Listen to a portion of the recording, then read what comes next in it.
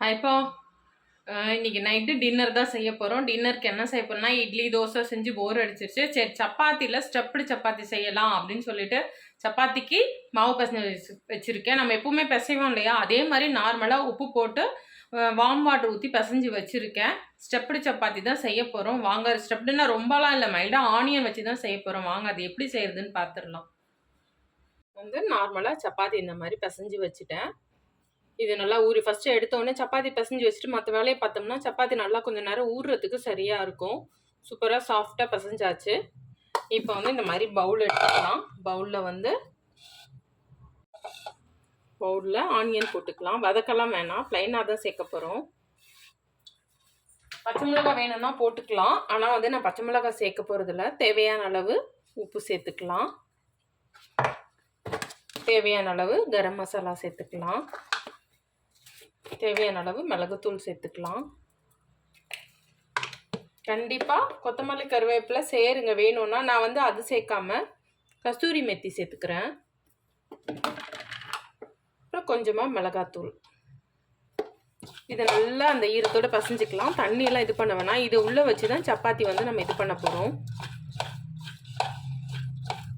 இஞ்சி பூண்டு பேஸ்ட் வேணும்னாலும் போட்டுக்கலாம், ஆனால் நான் சேர்க்கல. சும்மா பிளைனான ஒரு ஸ்டெப்டு சப்பாத்தி தான். அவ்வளோதான். இப்போ சப்பாத்தியை திரட்டி இதை உள்ளே வச்சு திரட்டி பரோட்டா மாதிரி சுட போகிறோம். முக்கியமான விஷயம், கொஞ்சம் ஒரிகனா சேர்த்துக்கலாம். நான் பசங்களுக்கு இந்த டேஸ்ட் ஃப்ளேவர் ரொம்ப பிடிக்கும். கூட கொஞ்சம் போட்டுக்கலாம். அவ்வளோதான். இப்போ வாங்க சப்பாத்தி திரட்ட ஆரம்பிச்சிடலாம். நீங்கள் இதில் இஞ்சி பூண்டு போட்டுக்கலாம், கேரட் துருவல் போட்டுக்கலாம். நம்ம இது தாங்க என்ன வேணுமோ சேர்த்துக்கலாம். தக்காளிலாம் சேர்த்தா கொஞ்சம் நீர் விட்டா மாதிரி இருக்கும், அதனால் கொஞ்சம் இந்த மாதிரி சேர்த்துக்கலாம்.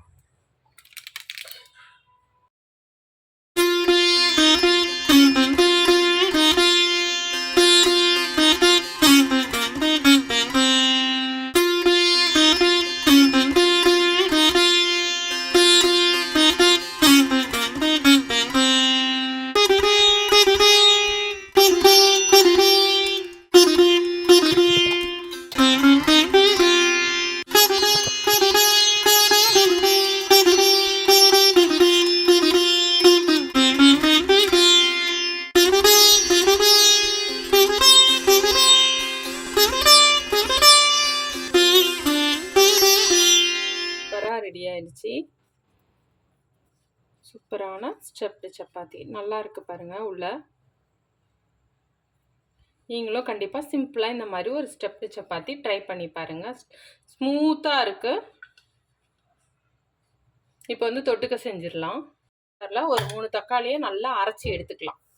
எடுத்து வச்சாச்சு. 3 முட்டை வச்சுருக்கேன். இதை வச்சு தான், வெங்காயம் எல்லாம் தேவையில்லை.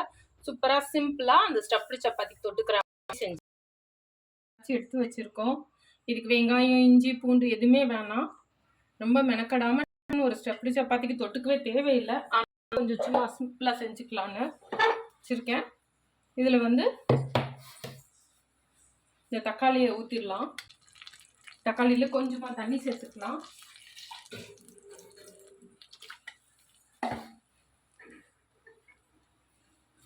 தேவையான அளவு உப்பு சேர்த்துக்கலாம்.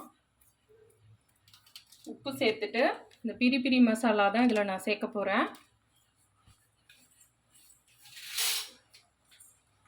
கிண்டி விட்டுக்கலாம். பிரி மசாலான்றது காரம் ரொம்ப அதிகம். இந்த மிளகாத்தூளோட இதுதான் இது. இப்போ இதை நம்ம மூடி வச்சிடலாம். வாசனை வருது. முட்டை ஊற்ற போகிறோம் இல்லையா, அதனால கொஞ்சமாக கரம் மசாலா சேர்க்கலாம். மஞ்சத்தூள் இல்லை, கொஞ்சமாக மிளகுத்தூள் ஊற்றலாம்.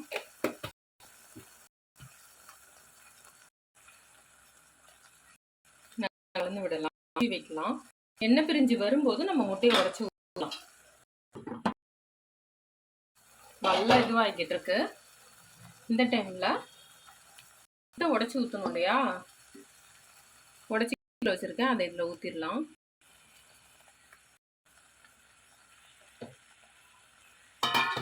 அடுத்து இன்னும் கொஞ்சம் உங்களுக்கு நல்லா இதுவாக வரணும்னா கொஞ்சம் மைதா மாவோ இல்லைன்னா சோள மாவோ சேர்த்து ஊற்றிடுங்க. இல்லை கிரேவி நல்லா சூப்பராக வரும்.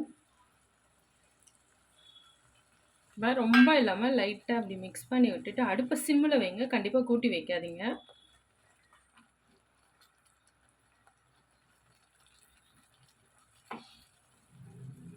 இப்போ இது நம்ம மூடி சிம்மில் வச்சிடலாம். இருங்கங்க ஒரு நிமிஷம். சூப்பராக அந்த ஸ்டெப்லி சப்பாத்திக்கு இது தொட்டு சாப்பிட்டோம்னா அவ்வளோ நல்லாயிருக்கும். அப்புறம் பாதி வந்து ஆல்ரெடி பிச்சு தின்னாச்சு. டேஸ்ட் எப்படி இருக்குன்னு பார்க்க இப்போ கிரேவியோட ஒரு பாதி.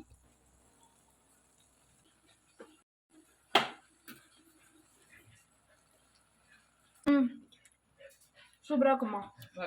பீட்சா சாப்பிட்ற மாதிரி இருக்கு. அதுக்கு தான் அந்த மசாலாலாம் உங்களுக்கு பிடிச்ச மாதிரி செய்யணும். சரிப்பா, நீங்களும் கண்டிப்பாக இந்த மாதிரி ட்ரை பண்ணி பாருங்கப்பா. ரொம்ப ஈஸியாக பசங்களுக்கு பிடிச்ச மாதிரி இருக்கும். இந்த மாதிரி பசங்களுக்கு ஸ்டெப்டு சப்பாத்தி, எக்கு இந்த மாதிரி நிறையா பசங்க நான்வெஜ் சாப்பிடலாம், இது கண்டிப்பாக சாப்பிடுவாங்க. ஆனால் கூட செஞ்சு சாப்பிட்டாதான் இது நல்லாயிருக்கும். இந்த சம்மருக்கு பசங்களுக்கு சூப்பராக இந்த மாதிரி ரெசிபியெல்லாம் செஞ்சு கொடுங்கப்பா. அவ்வளோதான்ப்பா. உங்களுக்கு இந்த வீடியோ பிடிச்சிருந்தா லைக் பண்ணுங்கள், ஷேர் பண்ணுங்கள், கமெண்ட் பண்ணுங்கள், சப்ஸ்கிரைப் பண்ணுங்கள். பாய்.